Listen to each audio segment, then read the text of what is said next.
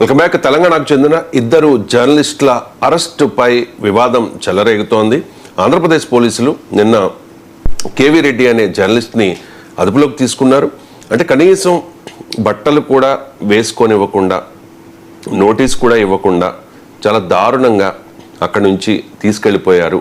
వాళ్ళ కుటుంబ సభ్యులు ఏడుస్తున్నా, బాధపడుతున్నా, మాకు కాస్త సమయం ఇవ్వండి అని అడుగుతున్నా కూడా తీసుకెళ్ళిపోయారు అని చెప్పేసి ఆరోపణలు వస్తూ ఉన్నాయి. దీని మీద ఇప్పటివరకు ఏపీ పోలీసులు అయితే స్పందించలేదు. ఇక రెండవ జర్నలిస్ట్ విషయానికి వస్తే, ఈ మధ్య కాలంలో పవన్ కళ్యాణ్ మీద కొన్ని ఆరోపణలు, విమర్శలు చేస్తున్న ప్రశ్న రావణ్, అతన్ని కూడా అరెస్ట్ చేసినట్లుగా పిఠాపురం పోలీసులు అరెస్ట్ చేసినట్టుగా వార్తలు అయితే వస్తూ ఉన్నాయి. ఒకసారి అది కన్ఫర్మ్ చేసుకోవాల్సిన అవసరం ఉంది. అండ్ కేవీ రెడ్డి అరెస్ట్ మాత్రం కన్ఫర్మ్ అయింది. కేవీ రెడ్డి మీద ఉన్న ఆరోపణలు గతంలో కూడా చంద్రబాబు నాయుడు మీద ఆయన ఏదో ఆరోపణ చేశారు అని చెప్పేసి అదుపులోకి తీసుకున్నారు, తర్వాత వదిలేశారు. తర్వాత మళ్ళీ ఇది రెండవసారి చంద్రబాబు నాయుడు మీద ఆరోపణలు చేశారు అని చెప్పేసి అతన్ని అరెస్ట్ చేశారు. ఇక ప్రశ్న రావణ్ విషయానికి వస్తే, పవన్ కళ్యాణ్ని అనుచితంగా మాట్లాడారు పవన్ కళ్యాణ్ పట్ల అని చెప్పేసి అరెస్ట్ చేసినట్లుగా పిఠాపురం పోలీసులు వచ్చి తీసుకెళ్ళినట్టుగా వార్తలు వస్తూ ఉన్నాయి. ఇది కన్ఫర్మ్ చేసుకోవాల్సిన విషయం. అంటే వీరిద్దరి అరెస్ట్ మీద తెలంగాణ జర్నలిస్టు సంఘాలు కూడా 1 by 1 రియాక్ట్ అవుతున్న పరిస్థితి. ముఖ్యంగా కవిత, టీఆర్ఎస్ అధినేత్రి కవిత రియాక్ట్ అయ్యారు. ఆంధ్ర పోలీసులు వచ్చి తెలంగాణలో తెలంగాణ జర్నలిస్టుల్ని అరెస్ట్ చేస్తుంటే తెలంగాణ పోలీసులు వారికి సహకరించడం సిగ్గుచేటు అంటూ కవిత రియాక్ట్ అయ్యారు. ఒకసారి కవిత బయట ప్లే చేయండి.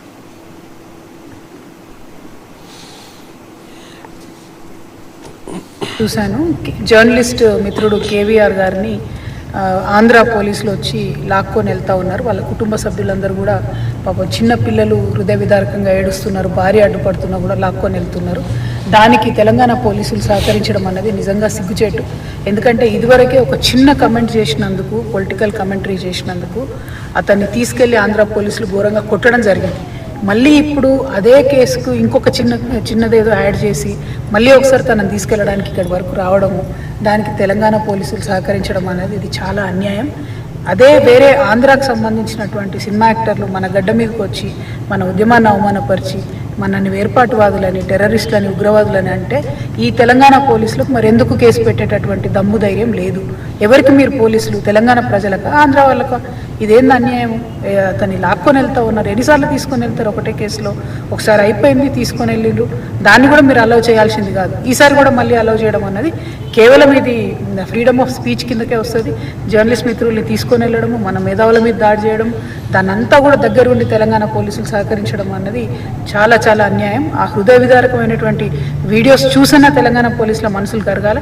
ముఖ్యమంత్రి గారు నేను డిమాండ్ చేస్తూ ఉన్నాను, మీరు పొలిటికల్గా ఆంధ్ర వాళ్లకు లొంగిపోయి ఉండవచ్చు కాక కానీ తెలంగాణ ప్రజలకు, తెలంగాణ జర్నలిస్టులకు ఆ కర్మ పట్టలేదు. మీరు ఇటువంటి ప్రయత్నం చేస్తే మాత్రం బాగుండదు. ఇప్పటికి ఎల్బీనగర్ పోలీస్ స్టేషన్లో పెట్టారని చెప్తున్నారు.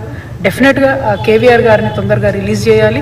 తెలంగాణ పోలీసులు సహకరించకూడదు. ఇటువంటి పెట్టి చిన్న కేసులు, చాలా చిన్న విషయాలకు పెట్టి కేసులకు కూడా సహకరించడం అన్నది అన్యాయం. అది వారికి వాక్ స్వాతంత్రం ఉండాలి, అది లేకుండా చేస్తున్నారు. ఇది చాలా దుర్మార్గం.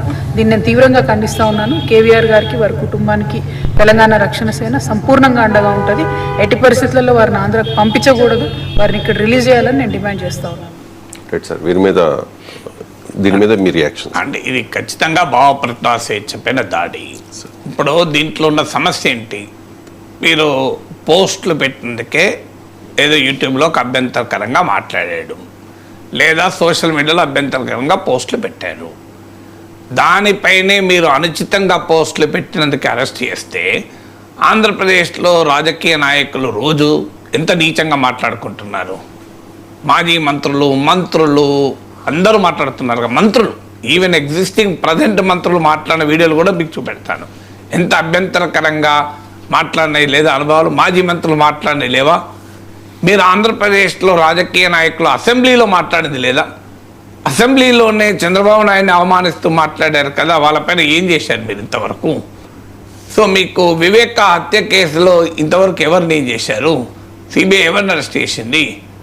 సో మీకు అంతర్వేదిలో రథాన్ని దగ్ధం చేసిన వాళ్ళని ఎప్పుడు పట్టుకున్నారు మీరు? రామతీర్థంలో దేవుని విగ్రహాలను ధ్వంసం చేసిన వాళ్ళని అరెస్ట్ చేసిండ్రా? అసలు సాయి కృష్ణ కేసు 40 రోజులు దాచారు కదా. సాయి కృష్ణ కేసు 40 రోజులు దాచారు కదా. అందువల్ల ఆంధ్రప్రదేశ్ పోలీస్ వ్యవస్థ, ఆంధ్రప్రదేశ్ ప్రభుత్వం, ఇందులో పోలీసులు మనం తప్పు పట్టాల్సిన అవసరం లేదు. ఎందుకంటే ఆంధ్రప్రదేశ్ ప్రభుత్వం ముందు ల్యాండ్ ఆర్డర్ పెట్టే రాష్ట్రంలో శాంతి భద్రత గురించి మాట్లాడాలి.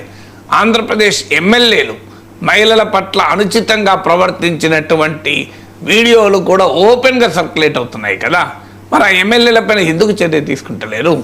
ఆంధ్రప్రదేశ్ రాష్ట్ర ఉప ముఖ్యమంత్రి హోంమంత్రి ఎఫిషియన్సీని ప్రశ్నిస్తూ మాట్లాడుతున్నారు కదా, నేనే హోంమంత్రి అయితే ఇలా ఉండదు అని. సో ఇలా బహిరంగంగానే నడుస్తుంటే మీరు తెలంగాణకు వచ్చి తెలంగాణ జర్నలిస్టులను అరెస్ట్ చేసి అదేమి ఇప్పుడైనా కేవీఆర్ ఏమన్నా టెర్రరిస్టా, రావణ్ ఏమన్నా తీవ్రవాద అంతలు వాళ్ళ వల్ల ఏమైనా ఆంధ్రప్రదేశ్లో అల్లకల్లోలం జరిగిందా? సో ఇది ఎందుకు చేస్తున్నారు అనేది క్వశ్చన్. మీకు నిజంగానే అనుచిత వ్యాఖ్యలు ఉంటే రాజకీయ నాయకులు మొదలుపలేయాలి. కాల్చి చంపండి బహిరంగంగా మాట్లాడుకున్న సందర్భాలు కూడా ఉన్నాయి కదా. ఏం చేశారు? ఏ కేసులు పెట్టారు? కాల్చి చంపండి అన్న తర్వాత కూడా మీరు ఏ కేసులు పెట్టలేదు కదా. మీకు ఓపెన్గా మాట్లాడుకుంటున్నారు కదా. ఓపెన్గా రాజకీయాల్లో పార్టీల పేర్లే మార్చేశారు కదా.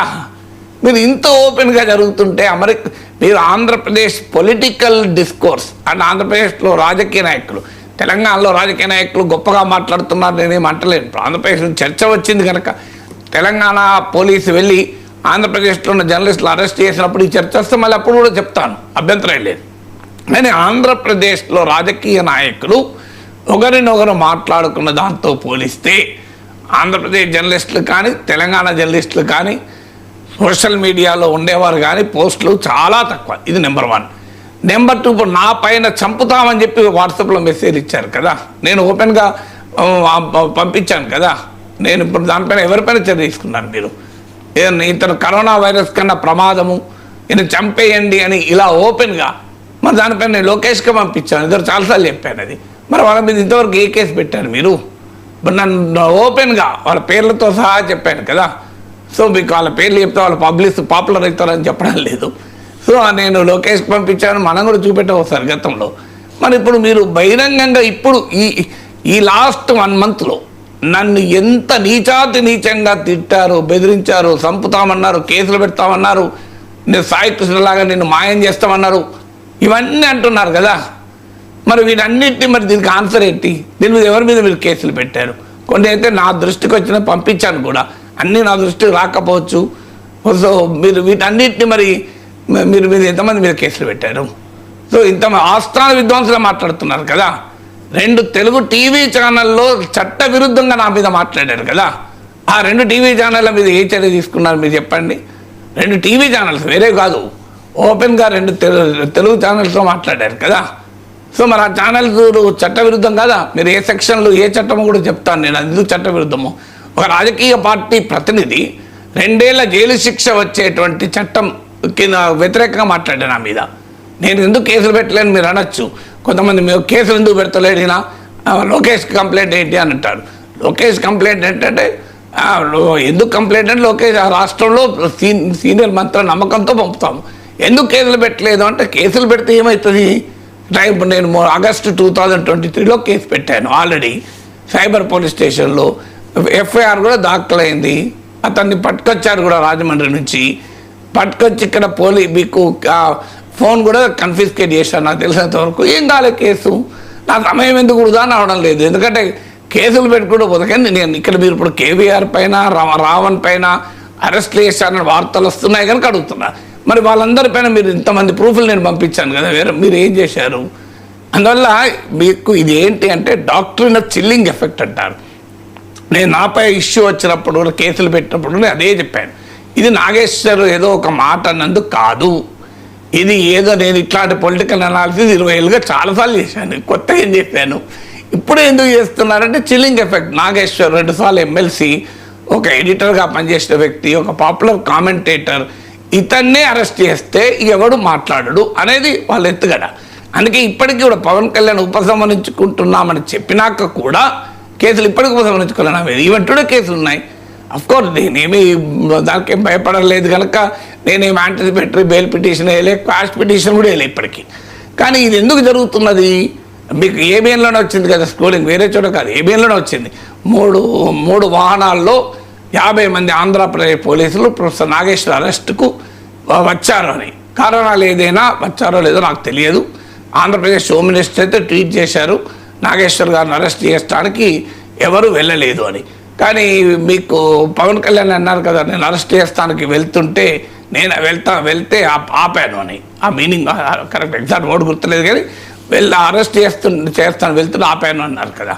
సో అందువల్ల ఇలా ఎందుకు జరుగుతున్నది అంటే ఇక్కడ తెలంగాణ ఆంధ్రాని కాదు, ఒక మెసేజ్ పంపించదలుచుకున్నాడు.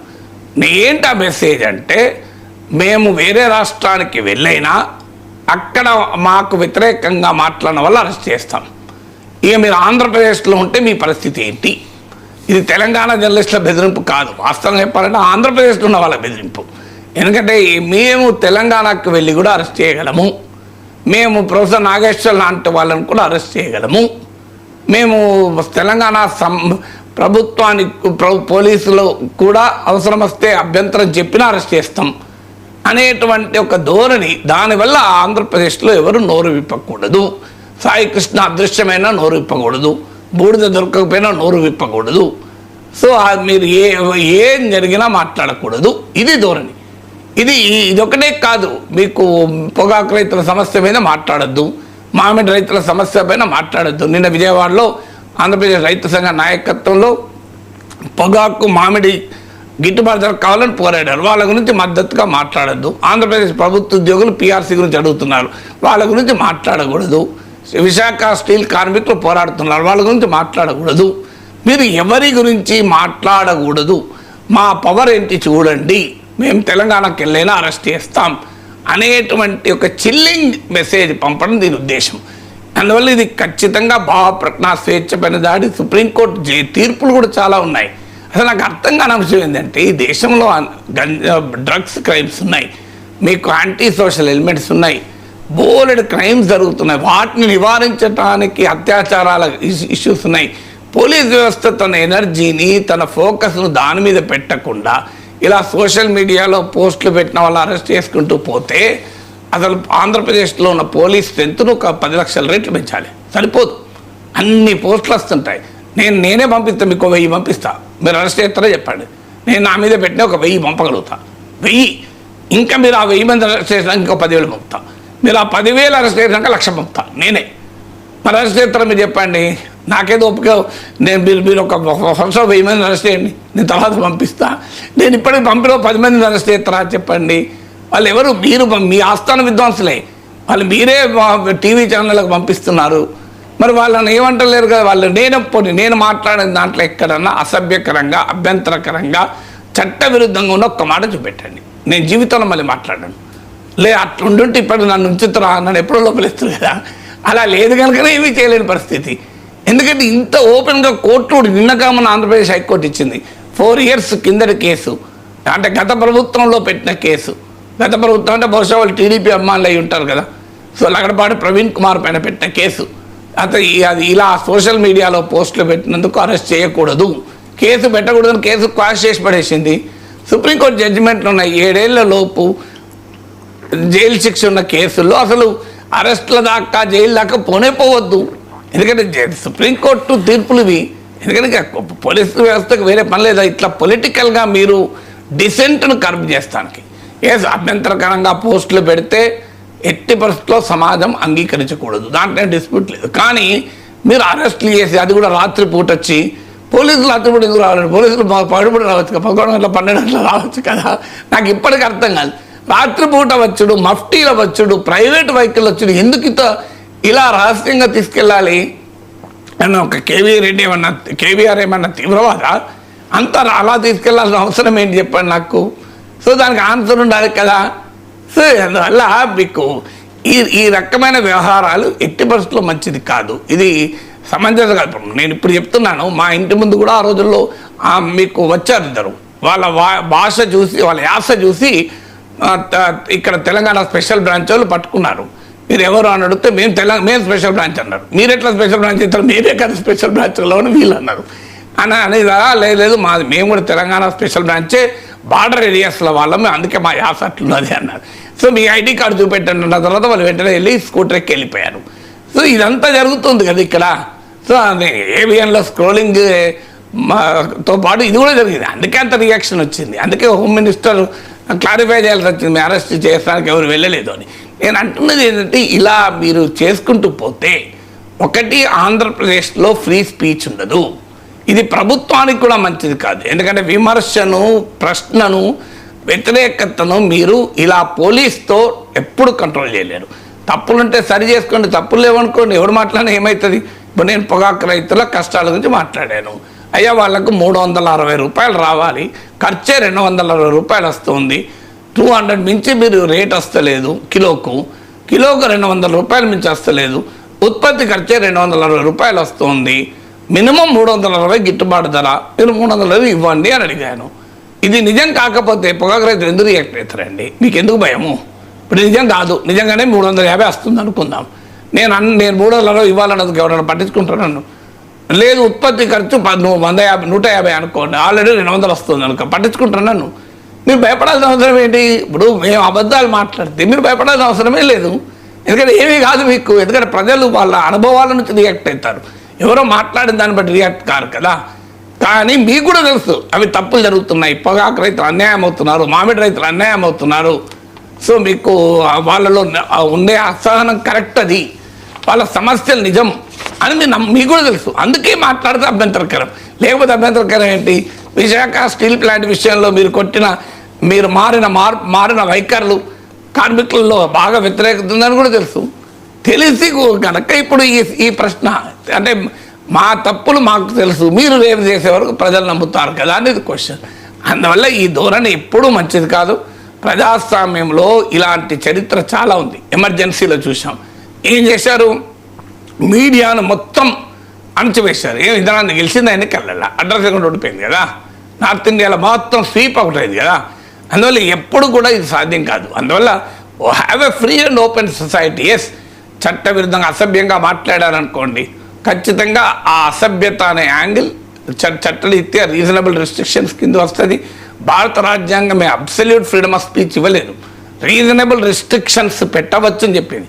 కానీ ఆ రీజనబుల్ రెస్ట్రిక్షన్స్ అంటే ఏంటి? మొరాలిటీ, అబ్సీనిటీ ఇవన్నీ ఉన్నాయి. కానీ దానికి టెస్ట్ ఆఫ్ రీజనబుల్నెస్ కోర్టులో నిలబడాలి. ఇప్పుడు నేను మాట్లాడడం వల్ల ఆంధ్రప్రదేశ్ సమాజం అల్లకల్లోలమైంది, కులాల మధ్య పెద్ద ఎత్తున గొడవలైనాయి, సమాజంలో అల్లర్లు జరిగాయని అని కేసు పెట్టాడు. అది టెస్ట్ ఆఫ్ ప్రపోర్షనాలిటీ ఎక్కడ? అందుకే అన్నాను ఈగ చావలే దొంగ చావలే అని. టెస్ట్ ఆఫ్ ప్రపోర్షనాలిటీ కాదు కదా. టెస్ట్ ప్రపోర్షనాలిటీ లేకపోతే కోర్టులో నిలబడదు. ఇది బేసిక్ ప్రిన్సిపల్. ఆర్బిట్రరీనెస్ కోర్టులో నిలబడదు. If an action is an arbitrary, it is unconstitutional. ఇది సుప్రీంకోర్టు తీర్పుల్లో ఉంది. ఎందుకు ఇలా అబాస్పాలు అవుతారు? తర్వాత మీరు మ్యాక్సిమం అయితే 2 ఏళ్ళలో 3 ఏళ్ళలో పోలీస్ స్టేషన్ల చుట్టూ, కోర్టుల చుట్టూ తిప్పుతారు. అల్టిమేట్గా మీరు చేయగలిగింది ఏమీ లేదు. ఎందుకంటే ఈ కేసులు నిలబడే కేసులే కావు. మరి అలాంటప్పుడు ఏం చేస్తారు మీరు చేసి? ఓ 1 వారం రోజులు 5 రోజులు జైలు పెడతారు, తర్వాత మళ్ళీ మీకు బెయిల్ తీసుకొని వచ్చేస్తారు. Bail is a rule, jail is an exception. Supreme court 100 సార్లు చెప్పింది ఇప్పుడు తీర్పులు. Process is the punishment. Process is the punishment, exactly. ఆ ప్రాసెస్ పనిష్ చేయడమే కాదు, చిల్లింగ్ ఎఫెక్ట్.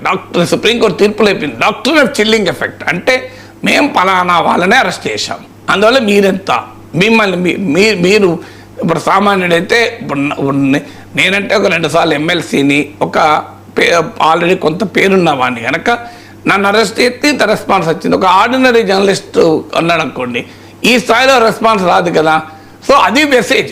ఆ మెసేజ్ రీతే అరెస్ట్ చేస్తారు. లేదు, భయపడాలి. సో వీళ్ళు భయపడి మాట్లాడడం మానేస్తారు. సో కొంత ప్రొఫైల్ బలము ఒక వ్యక్తి మీద ఆధారపడతారు. ఇప్పుడు నాలంటోడు అంటే భయపడే ప్రసక్తి లేదు, కానీ కొంతమంది భయపడే అవకాశం కూడా ఉంటుంది కదా. అందువల్ల దీన్ని అనవసరంగా ఇంకో యాంగిల్ కూడా ఉంది. మీరు తెలంగాణకు వచ్చి పదే చేయడం, అనవసరంగా తెలంగాణ సెంటిమెంటు ఆంధ్ర వారు చేస్తున్నారు అనే భావన కూడా పెరుగుతుంది కదా. అది మీకు రాజకీయంగా ఉపయోగపడుతుందని ఆలోచిస్తున్నారేమో. ఎందుకంటే ఆంధ్ర సెంటిమెంట్ రాదు. ఆంధ్రప్రదేశ్ ప్రజలంతా అమాయకులు కారు కదా, వాళ్ళకి అర్థమవుతలేదు ఈ వ్యవహారం అంతా. సో ఇది చూస్తుంటలేరా ఇలా ఏమున్నది? ఇప్పుడు అసభ్యంగా మాట్లాడితే అసభ్యంగా మాట్లాడిన మేరకే కేసు పెట్టు. అసభ్యంగా మాట్లాడిన నేనే సమర్థించాను. నేను నా లైఫ్లో ఎవరిపైన దుర్భాషలు ఆడలేదు, ఎవరిపైన అసభ్యంగా మాట్లాడలేదు, ఎవరిపైన అభ్యంతరకరంగా మాట్లాడలేదు. నా భాష కానీ నా టోన్ కానీ మీరు నేను ఇలా కొత్త మాట్లాడుతున్నాను కదా, కొన్ని వేల గంటలు మాట్లాడాను కదా, అన్ని తుర్పార పట్టండి, మీరు జల్లడ పట్టాడు ఎక్కడ దొరుకుతుందో. సింగిల్ ఈ లైవ్లోనే 1000s of hours మాట్లాడేది. లైవ్లో అయితే ఒకసారి మాట దొర్లే ప్రమాదం కూడా ఉంటుంది ఎవరమైనా. కానీ దొర్లిన ఉదాహరణ చూపెట్టండి, ఒక్కటి చూపెట్టండి సింగిల్. నేను 100 అడుగుతలేను. ఇంకో ఇక్కడ పలానా అంశంలో నాగేశ్వర్ అభ్యంతరకరమైన భాష వాడాడు, అసభ్యకరంగా భాష మాట్లాడాడు, అదైతే అభ్యంతరం లేదు. కానీ అప్పుడు కూడా ఏంటి, ఆ అసభ్యత వరకే కేసు. సో మీరు ఈ వన్ సైడెడ్ ఏకపక్షమైన ధోరణి మంచిది కాదు. ఇది ఆంధ్రాలో రాజకీయాలకు డైవర్ట్ చేస్తానికి, అక్కడ పొగాకు రైతులు, మామిడి రైతుల సమస్యల నుంచి ప్రజల దృష్టి మళ్లించడానికి, అక్కడ నిరుద్యోగులు మా జాబ్స్ ఏందని అడుగుతున్నారు కనుక దాని నుంచి దృష్టి మళ్లించడానికి ఉపయోగపడుతుంది అనుకుంటే అది మంచిది కాదు. ఇప్పుడు తెలంగాణ ప్రభుత్వాన్ని కూడా విజ్ఞప్తి చేస్తున్నాం. ఇప్పుడు తెలంగాణ ప్రభుత్వం సహకరించింది అని, రాజ్యాంగం ప్రకారం ఒక రాష్ట్ర పోలీస్ వచ్చినప్పుడు నోటీస్ ఇవ్వడానికి రాష్ట్ర పోలీస్ సహకరించక తప్పదు. నేను అంగీకరిస్తాను. ఆ విషయంలో కూడా పోలీస్ అదే చెప్పాను, నేను వెల్కమ్ చేశాను కూడా. నేనైతే నోటీస్ ఇవ్వడం కాదు, నేను ఓపెన్గా చెప్పాను, డీజీపీకి చెప్పాను, నోటీస్ ఇవ్వడానికి ఆపలేం సార్ అన్నాడు. నోటీస్ ఇవ్వడం కాదు, అరెస్ట్ కూడా ఆపమని నేను చెప్పడం లేదు అన్నా. If they really want to arrest, let them arrest. I'm not opposing, I'm ready to fail. అండర్ బెటర్ బెయిల్కే పోలేదు కదా, క్వాష్ పిటిషన్కి పోలేదు కదా. ఎందుకంటే నాకు తెలుసు నేను తప్పు చేయలేదు, నేరం చేయలేదు, నేను రాజ్యాంగంలో ఉల్లంఘించలేదు, నాకు తెలుసు. I'm ready to face it అన్నాను. అందువల్ల మీరు తెలంగాణ పోలీస్ కూడా ఎట్టి పరిస్థితుల్లో సహకరించారు. ఈ ఆర్బిటరీ యాక్షన్స్, అన్కాన్స్టిట్యూషనల్ యాక్షన్స్కు తెలంగాణ పోలీస్ కూడా సహకరించకూడదు. అది తెలంగాణ ముఖ్యమంత్రి కూడా చెడ్డపేరు వస్తుంది పొలిటికల్. ఇప్పుడు కవిత ఎందుకు మాట్లాడుతున్నారంటే పొలిటికల్గా వస్తుంది, మీరు రాజీ పడవచ్చు, మేము రాజీ పడడం అనే క్వశ్చన్ వస్తుంది. సో అందువల్ల మీ పొలిటికల్ ఇంట్రెస్ట్లు ఇస్తే చూసినా తెలంగాణ ప్రభుత్వం ఎట్టి పరిస్థితుల్లో ఇలా చేయకూడదు. They should make it politically clear to Andhra Pradesh government. ఈ పనులు ఇలాగే చేస్తే మేము అంగీకరించే ప్రసక్తే లేదు అని. ఇది రెచ్చగొట్టడం తప్ప ఇంకోటి ఏమైనా ఉంటుందా? ఇప్పుడు కూల్గా 12 ఏళ్ళు అయింది రాష్ట్రాలు విడిపోయి, హాయిగా ఉన్నారు ప్రజలు అక్కడ ఇక్కడ. ఎందుకు రెచ్చగొడుతున్నారో అర్థం కాని విషయం. ఇప్పుడు కేవీఆరో రావణో మాట అన్నాడు, ఏం ఆంధ్రప్రదేశ్లో రాజకీయాలు మారిపోతాయా? ఆంధ్రప్రదేశ్ సమాజం మారిపోతుందా? పోనీ వీళ్ళిద్దరు తప్ప భూమి మీద ఇంకెవరు మాట్లాడలేదా అభ్యంతరకరంగా? ఆంధ్రప్రదేశ్ గడ్డపై నుంచి ఎవరు మాట్లాడలేదా అభ్యంతరకరంగా? సో మీకు తమిళతో సహా చూపెడతాను, నేను తమిళతో సహా చూపెడతాను మీకు ఓపెన్గా. మీరు మరి వీటికి సంగతి నేను చూపెట్టడం కానీ ఇద్దరికే చెప్పాను, పంపించాను కూడా. సో మరి ఏంటిది, ఎందుకు చేస్తున్నారు? ఇది అర్థం కాని అంశం. ఇది రాజకీయ ప్రయోజనాలకు మంచిది అనుకుంటే సమాజానికి, ప్రజాస్వామ్యానికి ఇది మంచిది కాదు. Freedom of expression at all cost should be protected. So భావ ప్రకటన స్వేచ్ఛను కాపాడాలి. ఖచ్చితంగా తెలంగాణ జర్నలిస్టులే కాదు, ఆంధ్రప్రదేశ్ జర్నలిస్టులను అరెస్ట్ చేసినా నేను ఖండిస్తాను. ఇక్కడ తెలంగాణ జర్నలిస్ట్ అనే క్వశ్చనే కాదు, జర్నలిస్టులను ఎవరిని అరెస్ట్ చేసినా ఖండించాల్సి. ఇప్పుడు నాపై కేసులకు వ్యతిరేకంగా ఆంధ్రప్రదేశ్ వర్కింగ్ జర్నలిస్ట్ ఫెడరేషన్ రాష్ట్రమంతా నిరసన ప్రదర్శన చెప్పారు. నాకు తెలిసినంత వరకు తెలంగాణలో కూడా నిరసన ప్రదర్శన జరగలేదు, మీటింగ్లు జరిగాయి కానీ ప్రదర్శన జరగలేదు. మీరు తిరుపతి, విజయనగరం, విశాఖపట్నం, విజయవాడ అంతటా మీకు పెద్ద ఎత్తున ఆంధ్రప్రదేశ్ వర్కింగ్ జర్నలిస్టుల ఫెడరేషన్ పిలుపు మేరకు జర్నలిస్టులు అంతా ర్యాలీలు తీశారు. నేనే నా యూట్యూబ్లో పెట్టాను వీడియోలు కూడా. ఆంధ్రప్రదేశ్ శాసన మండలి మాజీ సభ్యులుగా ఉన్నవాళ్ళు, గతంలో మేధావులు కూడా ఖండించారు. సో అందువల్ల ఇది ఆంధ్ర తెలంగాణ కూడా కాదు, ప్రజాస్వామ్యవాదులు, రాజ్యాంగ విలువలను కాపాడేవాళ్ళు, భావ ప్రకటన స్వేచ్ఛను అప్హోల్డ్ చేసేవారు, ప్రజాస్వామ్యంపై నమ్మకం ఉన్నవాళ్ళు ఖచ్చితంగా ఆంధ్రప్రదేశ్లో ఉన్నవాళ్ళు, తెలంగాణలో ఉన్నవాళ్ళు కూడా